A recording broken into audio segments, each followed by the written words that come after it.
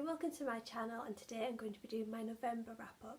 So my aim in November was to read more than I did in October, and in October I only read the one book, so it was quite easy to beat. The way I did this was I just picked up all the books on my TBR that were quite short and that I could just quickly read through them.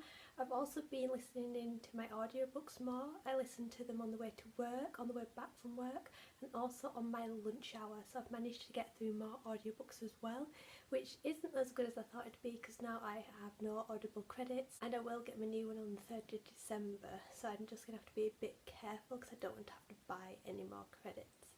So I'm going to get straight on into this because I got through a good 7 or 8 books, so this might be a long one.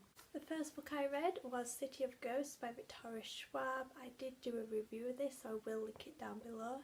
But this I got through in about just 1 or 2 days because it's quite short. It's Victoria Schwab's first middle grade book, and it revolves around a girl called Cassie who has to move to Scotland while her parents film a TV show about ghosts. What her parents don't know is that Cassie can actually see ghosts. She can move between the veil, between the living and the dead. I really loved this. Scotland was the perfect place to have a story about someone who can see ghosts because of the history, and even as an adult some bits did kind of freak me out a bit, so I can't imagine what this will do to a child.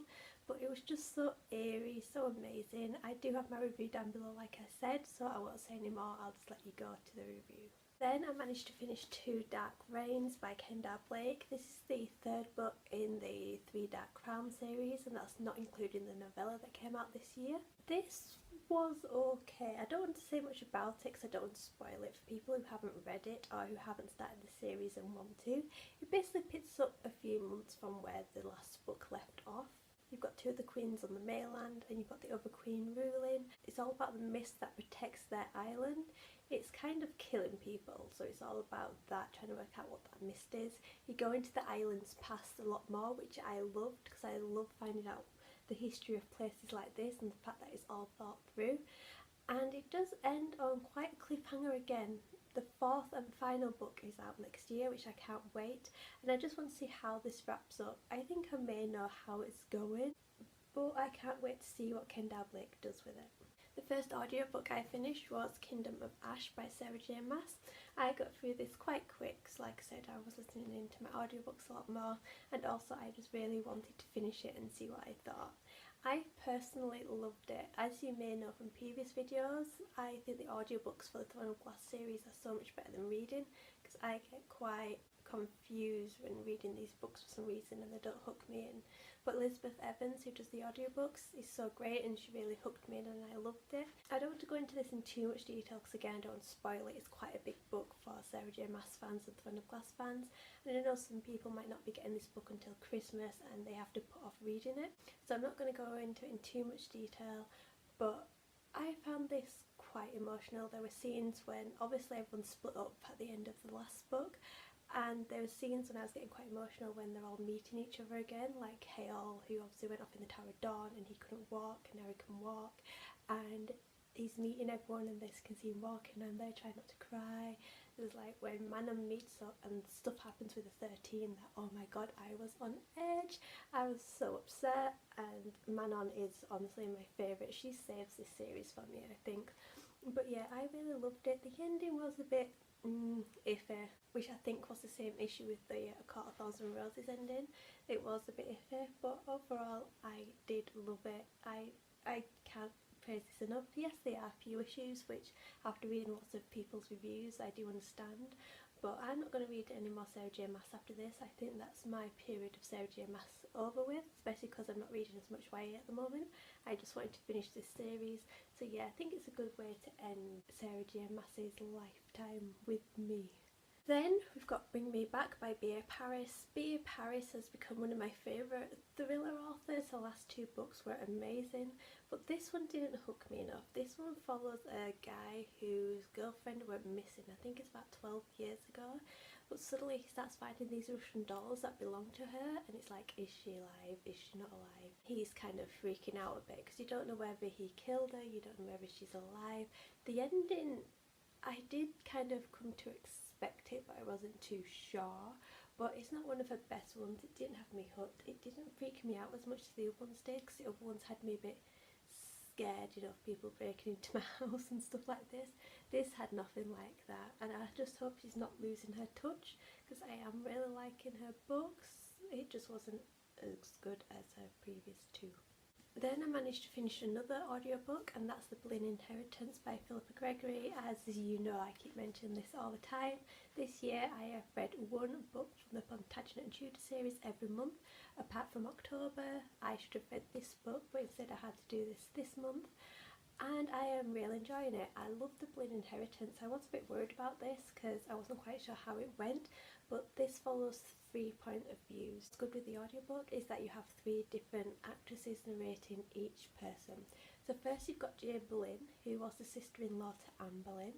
Then you've got Anne of Cleves, which is Henry VIII's 4th wife. And then you've got Catherine Howard, who is Henry VIII's 6th wife. I found this really interesting, seeing as it spans 2 of his wives, and I found it quite heartbreaking as well, because I didn't realise Catherine Howard was so young. Catherine Howard was about 16 and Henry VIII was in his late 40s, almost 50, and it's quite disgusting when you think about it. And the fact that, as you know, divorce beheaded died divorce beheaded. Catherine Howard was beheaded when she was only a teenager. It makes you realise how mad Henry VIII was. These poor women, none of them really want to be his wife. Some of them want to be his wife because it gets them away, they get to be Queen of England, but then it's kind of like, you know, this guy has got rid of so many of his wives. I can't wait to read the next one, The Taming of the Queen. I am actually listening to the audiobook now. That's about Catherine Parr, Henry VIII's last wife, so I think that'll be quite interesting. But yeah, I really loved this. This was a hidden gem, so I think because it follows the other Boleyn girl, lots of people probably forget about it, but I did really love it. Then I managed to finish Part of Your World by Liz Braswell. This is part of the Twisted Tales series Disney are doing. They're YA books where each book changes a different part of a famous story. So Part of Your World is Little Mermaid, hence why I'm wearing my Little Mermaid top. And this one is if Ursula had won the big battle. So she's now on Earth as Vanessa, married to the prince who's still under his love spell, and Ariel is still voiceless, and they've made her queen of the sea because it's her fault all this happened and none of her sisters wanted to be queen. I think this is the worst out of all of the books. This is the 5th book, I think. I just did not find myself hooked at all. I found it a bit boring. I don't know whether that's because Ariel was never my favourite film. Well, The Little Mermaid was never my favourite film. And yeah, there's not much I can really say. I just found it a bit boring. I thought I'd find it quite interesting because you've got this evil person living in the sea, but no, I don't know if it's because Ariel couldn't speak for most of it, and famous characters such as Flounder and Sebastian weren't really in it. It was only really Ariel, Eric, Ursula, and Eric's butler, I can't remember his name, but he's in it. It was only really them in it. I think if it had more Flounder and Sebastian, it would have been a bit more interesting. The next one is Snow White, and that follows if the Queen put the prince to sleep, not Snow White. So I think that might be interesting. I may have just gone off this though just because I am going off YA, so I don't know if it's that, but I do want to stick with the series because some of them are quite good, and I almost DNF'd this, but I didn't want to because I know sometimes I do start off slow, but this one just kept going, and I still read 100 pages every day because it is quite big writing and it's a smaller kind of shaped book. But yeah, not the best of the series, and the cover as well. I don't like how it's purple because you can't see it. And the last one I managed to get through was also an audiobook, and that's Muse of Nightmares by Lana Taylor. This is the sequel and finale to Strange the Dreamer that came out last year. I decided to audiobook this just because Strange the Dreamer, I remember reading it, and it was quite slow. It only picked up after halfway, and because I was wanting to get through books fast because it's the end of the year and I want to get as much of my TBR shelf as I can, I thought audiobook would be the best way, and I'm glad I did, because if it wasn't an audiobook I would have DNF'd this, because again it started off so slow and it didn't really pick up. I was not hooked at all. There were tiny bits where I was like, oh my god, I want to know. But when that bit was over, I was just fed up. The bits that I'm mostly interested in is that there's this subplot of Cora and Nova, 2 sisters who get taken, who have powers, and I really loved that. But the problem was, is that they only had a chapter at the beginning of each part of the book. I also loved learning more about Minya and her history and what happened when all the gods were killed. That was really, really interesting, but everything else I didn't care about. Sari and Laszlo's relationship at all, that was just a subplot that I really didn't care about.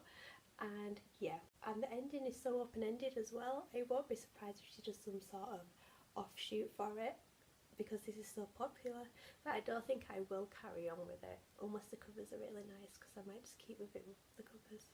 Okay, so that's it for my November wrap up. I hope you enjoyed it, and also I do apologise for my voice. I do have a very bad cold at the moment, so I hope you can actually hear me in this video. But yeah, I hope my December wrap up is as good as this, because there's quite a few books I want to get off my TBR before the end of the year. But yeah, I'm really proud with what I did this month, especially since October was an awful month. So yeah, what did you end up reading in November? If you want to comment down below, you can comment about all the books that I've read and we can have a little chat. And I will see you later with a new video. Bye!